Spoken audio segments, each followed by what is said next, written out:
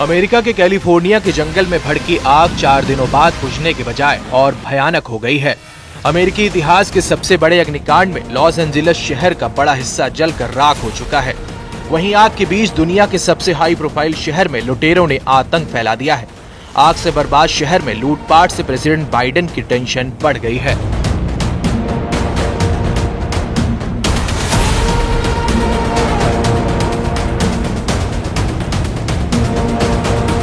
क्या अमेरिका में आग से एटम बम जैसी त्रासदी आ गई है? क्या ट्रंप ने बोला बाइडेन ने जलाया लॉस एंजिल्स? क्या जंगल की आग के आगे सुपर पावर का टोटल सरेंडर हो गया?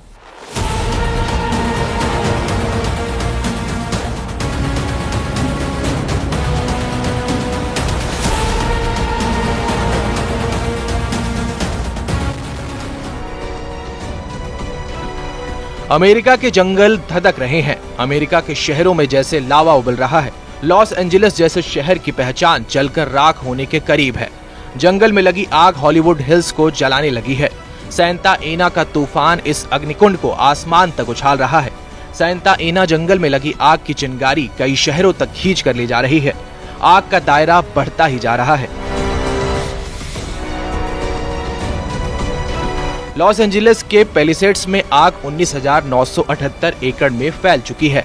आग बुझाने की कोशिश में अब तक सिर्फ 6% कामयाबी मिल पाई है। वहीं ईटन में जंगल से भड़की आग ने 13,690 एकड़ इलाके को जलाकर भस्म कर दिया है।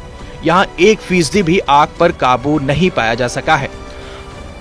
हर्ट्स के जंगल में लगी आग से 771 एकड़ इलाका जल गया है, जबकि यहाँ 37% तक आग पर काबू पा लिया गया है।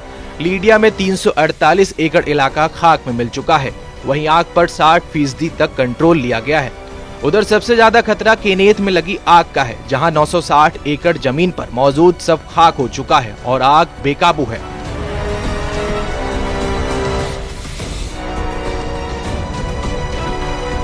इतिहास के सबसे भयानक अग्निकांड से निपटने के लिए अब सुपर पावर ने अपनी फुल फोर्स उतार दी है।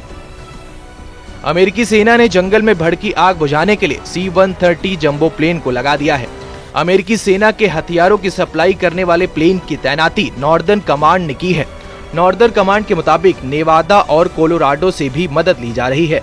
फायर फाइटिंग सिस्टम से लैस यूएस एयरफोर्स को इसलिए भी लगाया गया है कि इस आग की तबाही को परमाणु तबाही कहा जाने लगा है। लॉस एंजिल्स के शेरिफ रॉबर्ट लूना ने कहा है कि काउंटी के जंगल की आग ने इलाके में परमाणु बम फटने का एहसास करा दिया है।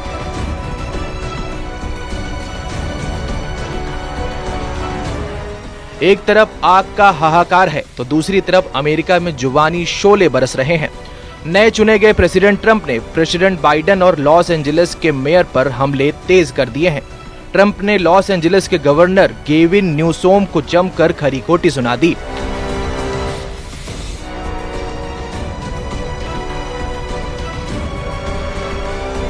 लॉस एंजिल्स के फायर चीफ क्रिस्टन क्राउली ने जानकारी दी है कि वेस्ट हिल्स में 60 से ज्यादा फायर कंपनियां आग बुझाने में जुटी हैं। हालांकि रेस्क्यू मिशन में भी हादसे सामने आ रहे हैं। जंगल में भड़की आग को बुझाने में लगे अग्निशमन विभाग के एक हेलीकॉप्टर से ड्रोन टकरा गया। CNN के रिपोर्ट के मुताबिक इलाके में ड्रोन उड़ाने की इजाजत नहीं थी।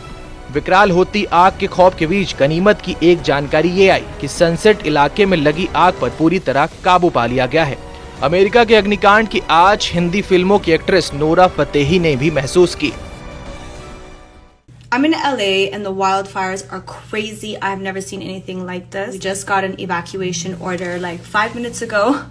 So I quickly packed all my stuff and I'm evacuating out of here. आखिर हर साल अमेरिका को आग के इस रौद्र का सामना क्यों करना पड़ता है?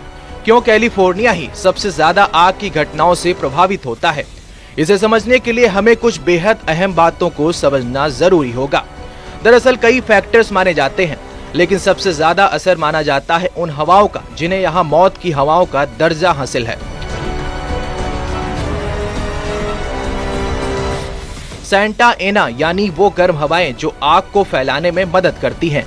कैलिफोर्निया के शुष्क और गर्म मौसम में ये हवाएं और घातक हो जाती हैं। नमी की कमी और बढ़ा हुआ तापमान सैंटा एना के लिए एक मुफीद माहौल तैयार करता है। इसके अलावा इन हवाओं की रफ्तार मुसीबत को और बढ़ा देती है। ये हवाएं शरद ऋतु के शुरुआती पड़ाव पर चलती हैं। ये हवाएं न सिर्फ तापमान में इजाफा करती हैं, बल्कि जंगल में लगी आग को भड़काने में इनकी भूमिका अहम हो जाती है। लेकिन एक सवाल ये भी है कि आखिर सेंटा एना हवाएं कैसे बनती हैं? विज्ञान कहता है कि सेंटा एना हवाएं तब बनती हैं जब कैलिफोर्निया और ग्रेट बेसिन क्षेत्र में एक हाई प्रेशर सिस्टम विकसित होता है। यह प्रेशर सिस्टम ठंडी हवाओं को नीचे की ओर खींचता है, जिसका असर ये होता है कि तापमान में इजाफा होता है। जब ये हवाएं पहाड़ों और घाटियों से गुजरती हैं, तो हवा तेजी से नीचे की ओर बहती है, जिस वजह से हवाएं कंप्रेस होती हैं और उनका तापमान बढ़ जाता है और ये शुष्क हो जाती हैं। आग को मदद करने वाली ये हवाएं पूर्व से पश्चिम दिशा में यानी इनलैंड एरिया से प्रशांत महासागर की तरफ बढ़ती हैं।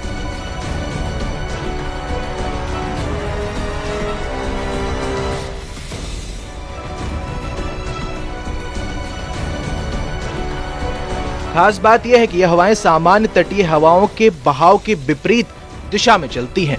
यही वजह है कि इन खतरनाक हवाओं को डेविल्स विंड भी कहा जाता है, क्योंकि इन हवाओं की वजह से एक छोटी सी चिंगारी भी भड़क उठती है और एक चिंगारी ही कैलिफोर्निया के शुष्क मौसम में भारी तबाही की वजह बन जाती है।